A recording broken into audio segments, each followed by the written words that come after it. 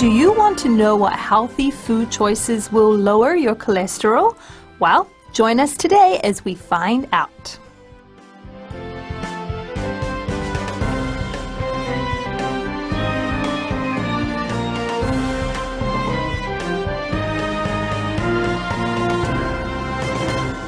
Hello listeners, welcome to Advanced Radio, and we're really happy that you joined us today as we continue to talk about our food article for the month of January.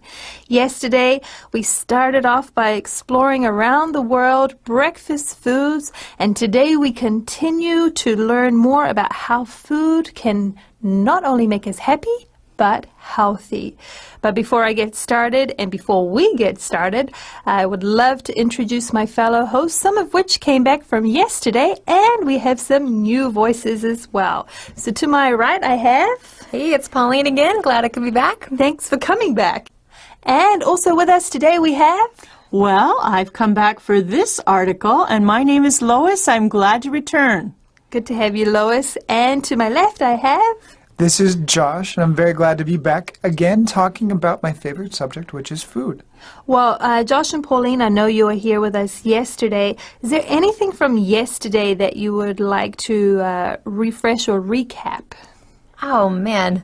There were so many good things from yesterday. I think it's just to re-emphasize the encouragement to go out and try new foods, especially for breakfast when you're traveling or in your own city. See if you can go find some ethnic restaurants that have a different take on breakfast than what you know of, and maybe you'll find a new favorite. Nice. Okay. And Josh? Well, I've been super fortunate that I've been able to travel a lot and try different foods in different areas, but I have not tried kaya jam. So now I want to go to Singapore and have breakfast. It's very good. I think I might have some in my refrigerator. Ooh. So, yeah, we can work on that. Perfect. Okay, well, yesterday we went from Singapore to Mexico City to all over the world learning about different breakfast foods.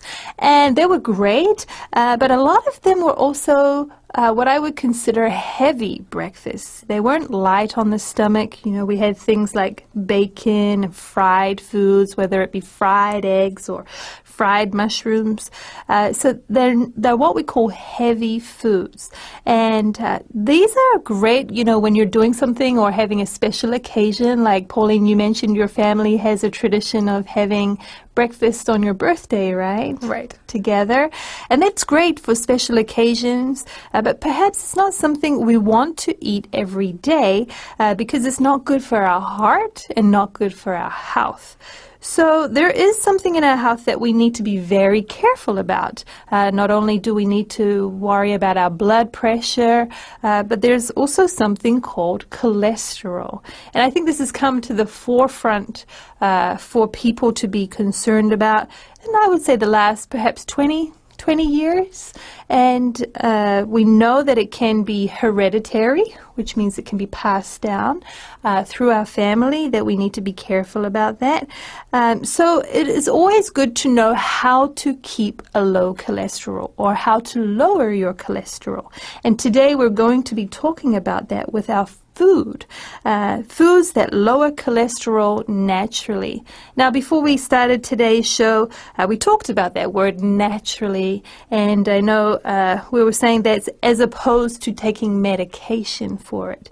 And Lois, you were talking about a certain kind of medication people take for lowering their cholesterol. That's right. What is that? Yes, it's called statins, and it basically some people have to take that starting maybe over the age of 45, and it in many ways to me it keeps the blood flowing. And what happens in our arteries is we can get, they call it plaque. I know we think of plaque for our teeth, right, but this is plaque that can get in your arteries.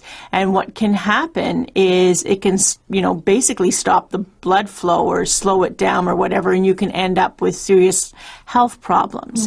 And so this stops the plaque from accumulating.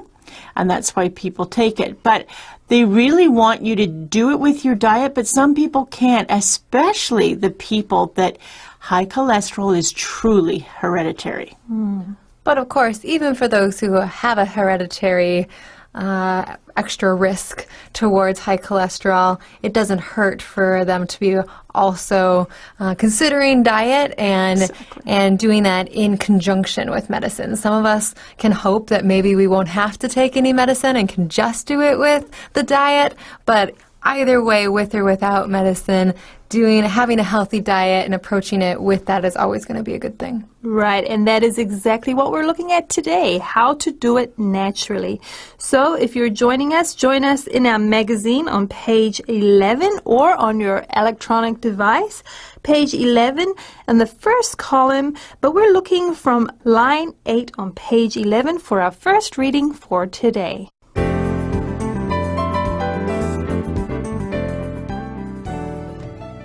Foods that lower cholesterol naturally. If your idea of eating well is to opt for the buttered popcorn instead of the extra buttered popcorn, consider adding these healthy choices to your diet. 1. Oats.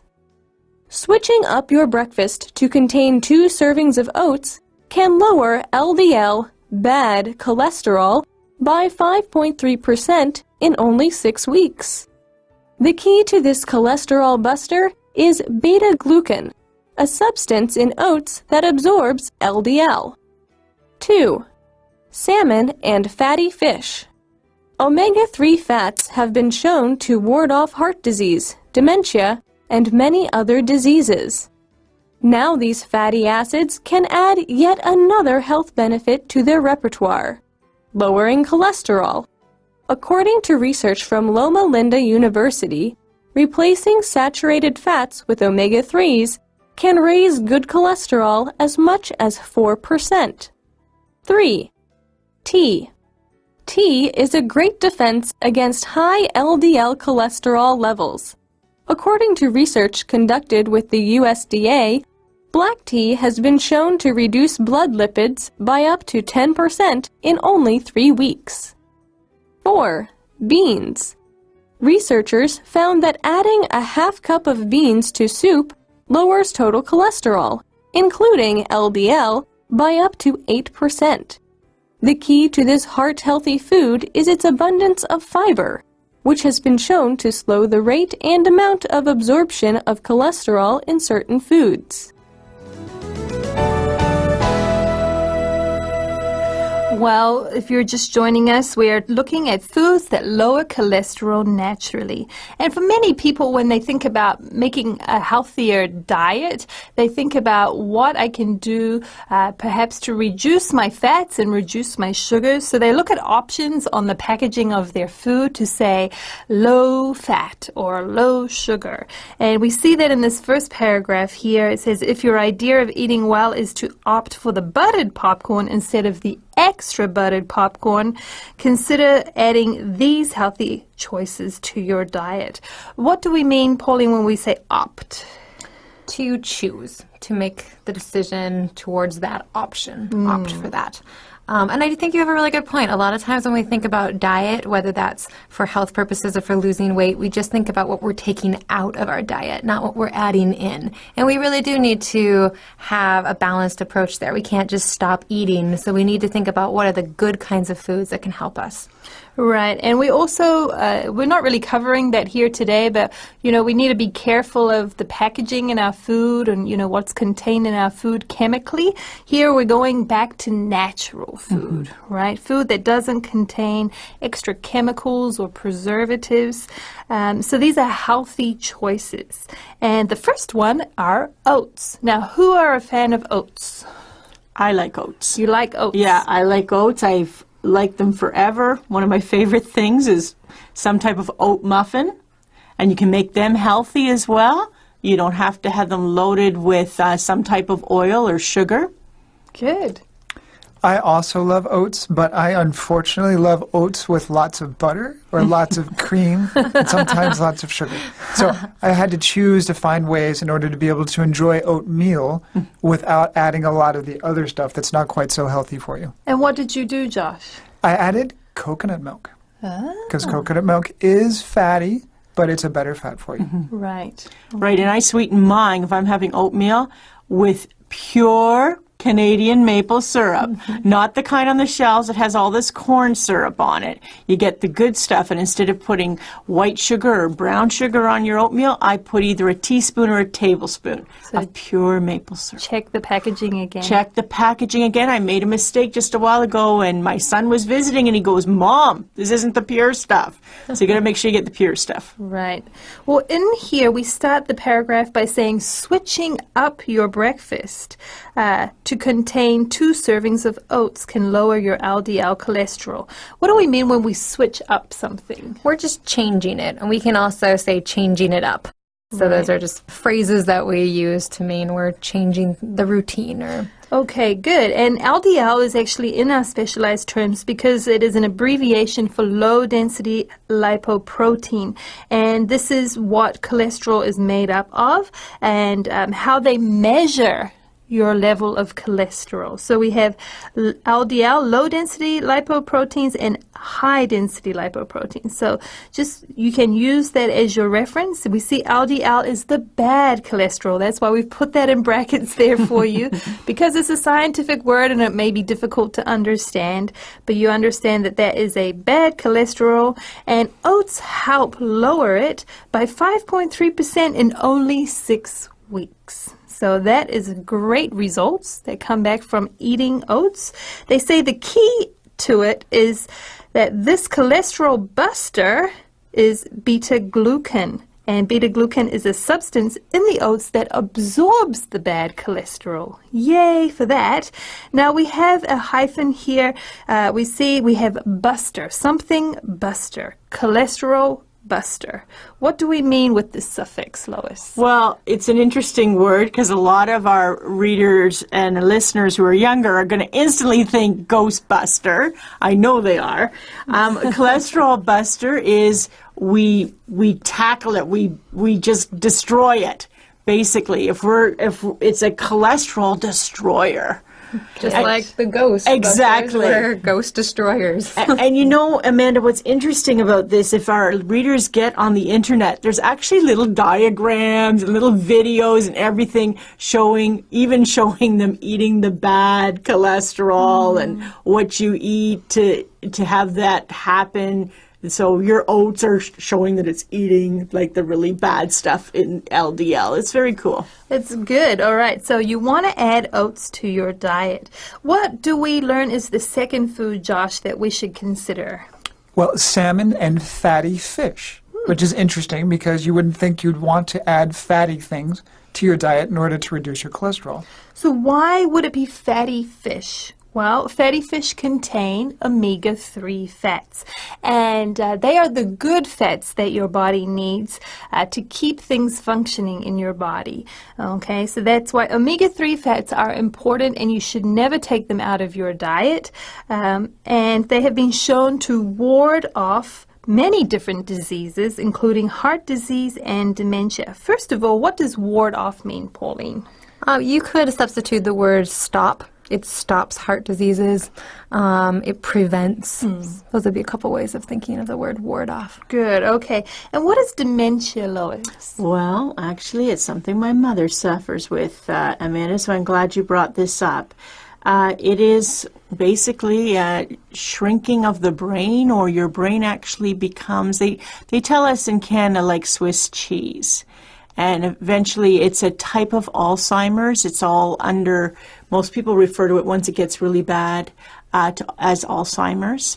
And you start to lose your memory, and you start to lose a lot of your functions as well. Right, okay. Well, we see that omega-3 can help ward off these things, so that is great. The fatty acid can add yet another health benefit to their repertoire. When we say repertoire, we mean to their collection. And here it means they can also lower cholesterol. And this is according to research from Loma Linda University, which is situated in California, close to San Bernardino.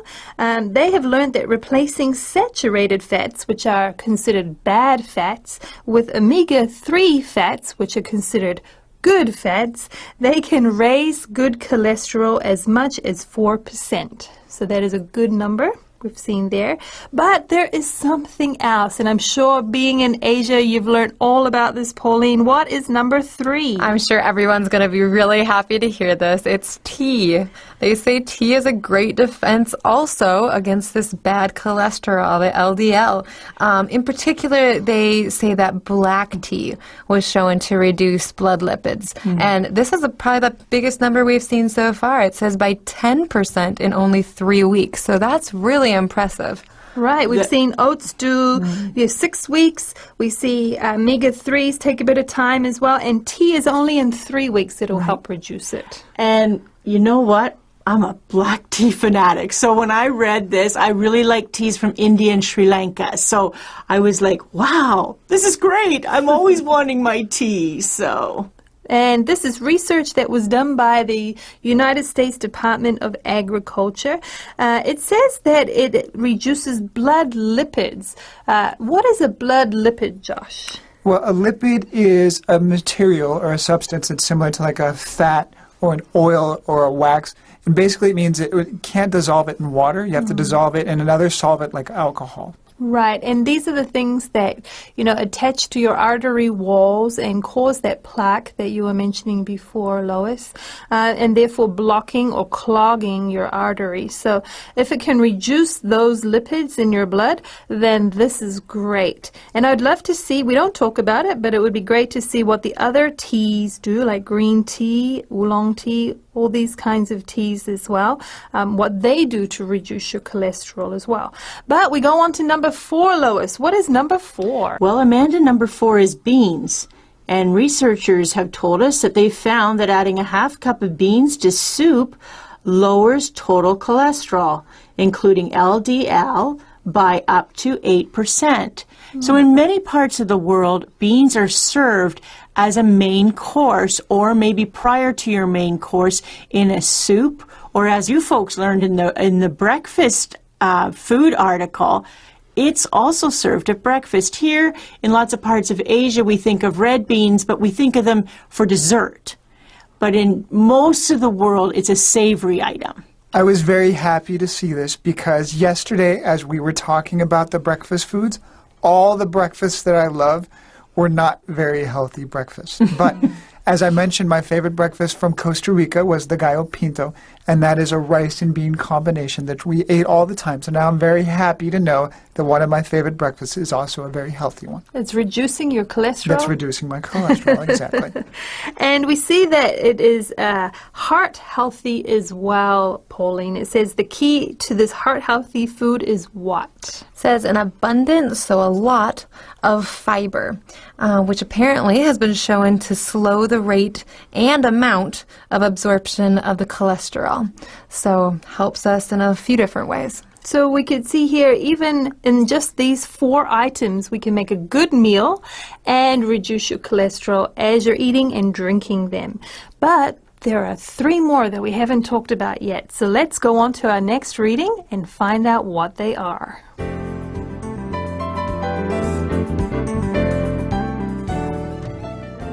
Five, chocolate.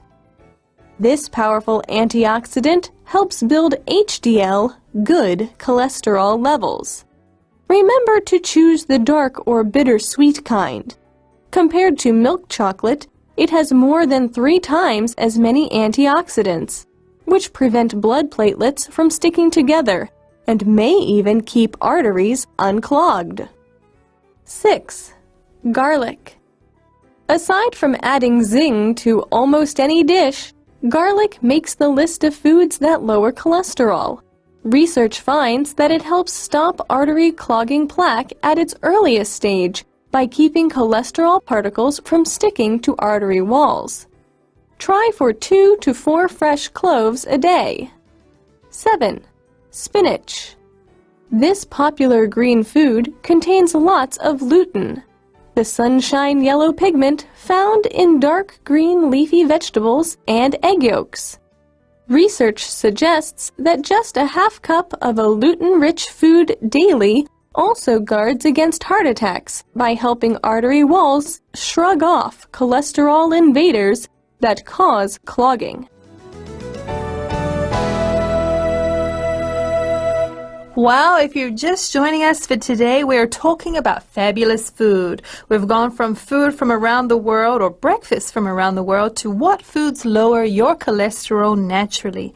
And up to now, we've talked about 4 different foods that do that, whether it's oats, fish, tea, or beans. And these are 4 considered, some of them are considered staple parts of a meal, but we're going to learn about a few more, but before we do that... Well, I was going to say this next one is the one I'm cheering about. Lois was cheering about the tea. I am cheering about this one, chocolate. Not necessarily a staple of your normal meals, but I'm really happy that I have an excuse to indulge in chocolate a little more. But you wish it was a staple?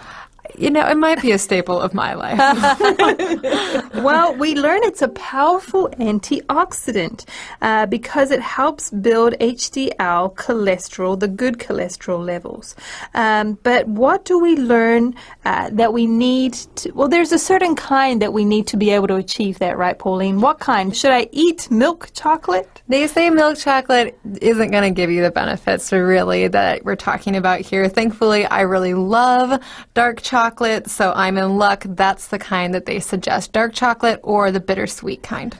Right, and that really just means that it's higher in the cocoa and also no sugar, right? Or lower in sugar. It probably still has some sugar, but much lower sugar, and probably has fewer other additives as well. Ah, And if you're hardcore, like my family has become on this dark chocolate trail, we do the 85% now and above. We can do that. I just want to remind our readers from another article we had in 2016, remember to try your best to look for fair trade chocolate. Right. Absolutely. Yes. That's a really good call. Good. Okay, good. Now it says compared to milk chocolate, which we have just done, it has more than 3 times as many antioxidants. And what else does it do, Josh? Well, antioxidants, they help prevent blood platelets from sticking together and may even keep arteries unclogged. So platelets are the part of the blood that when you have a cut and you start bleeding, they're the things that bind together in order to stop your blood flow. But you don't want that to happen inside of your veins and arteries. So it's important to reduce that. Good. So we see that it keeps our arteries flowing with blood rather than clogging them up. Well, we learn about another food in number 6, Pauline. What do we learn in number 6? Well, number 6 is garlic. Actually, this is another ingredient in that gallo pinto that both Josh and I like for breakfast, so I'm feeling a need to find a way to make some gallo pinto here soon since it has beans and garlic. Do you want to tell us a little bit more about garlic, Josh? I would love to. I love cooking. I love cooking with garlic. And like the article says, garlic adds zing to almost any dish. So in this case, zing or zest is like a little extra punch, a little extra spice, a little extra taste, a little extra zing. And I love it for that, but also because apparently it helps reduce your cholesterol. Right. And what does it specifically do, Lois? Well, it says research finds that it helps stop artery clogging, plaque, which we talked about before, at its earlier stage by keeping cholesterol particles from sticking to artery walls. And you know, I'm a real garlic fan too. In fact, my husband has a little bit of a name for me. He calls me Eau de Garlic. That means I really like garlic. So when I looked at try for 2 to 4 fresh cloves a day, I was going, well, you really are going to have eau de garlic. If you, an odor of garlic, in other words, if you have 2 to 4 fresh cloves a day. Another thing about garlic, they're really recommending to buy organic and check the country you're purchasing it from. Right. Okay, good. Well, we want that plaque to go down. We don't even want it to exist in our arteries. So we've already learned about several different ways that can do that. And now we turn to our vegetables. spinach. Number 7 is spinach. Now, why is this particular vegetable important to reducing our cholesterol, Pauline? This was new to me. I'd never heard of this before, this lutein, which they describe as a sunshine yellow pigment that apparently is found in leafy greens such as spinach and also in egg yolks. And Lois was telling us about this, how important it is. It apparently guards against heart attacks. And Lois, do you want to share with us what else it can help with? Right. If you speak to your eye specialist, they'll probably recommend that you have vegetables that provide you with lutein. Another good one is your yellow and orange peppers. So instead of having green and red peppers, have the yellow and orange ones. Unfortunately, because I have macular degeneration in my left eye, I have to have this supplement, but I try to also eat foods that are rich in lutein because you want to really care for your eyes. And a lot of people should have an extensive eye checkup when they hit about 45 years old. Okay. Now, I was also super happy to hear about this because eggs happen to also be one of my favorite breakfasts, and it turns out that there are aspects of eggs that can also be healthy for you, although I do know that many doctors say that you shouldn't have eggs all the time. Right. And I was thinking when Lois was talking about how this can be an aid for your eye health as well as being for heart health, cholesterol, that it does what we say in English, it kills two birds with one stone, which is kind of a funny phrase in English, but it means it succeeds at two things at once. Or we also say you get double your money for this. Or a double whammy. Yeah. Great. Yes, so we see that all these 7 foods are very helpful, no matter whether it's your eyes or whether it's your cholesterol health. All of these foods are healthy foods or drinks. So we really encourage you to incorporate them into your diet, especially to balance out if you go around the world eating these breakfasts that we talked about yesterday. So keep that cholesterol low, and these are some of the ways you can do it naturally. Well, that's all the time we have for today. We really encourage you to also check out the QR code at the top of page 10 for more information from what we're doing here at Advanced, or send us your feedback about what you eat to keep your cholesterol low. Thanks to my hosts for joining me today and just adding to the show and contributing a lot about how you can lower your cholesterol as well. Well, that's it for today. We have to say goodbye from here. So this is Amanda, Pauline? Lois. And Josh. saying goodbye. Goodbye.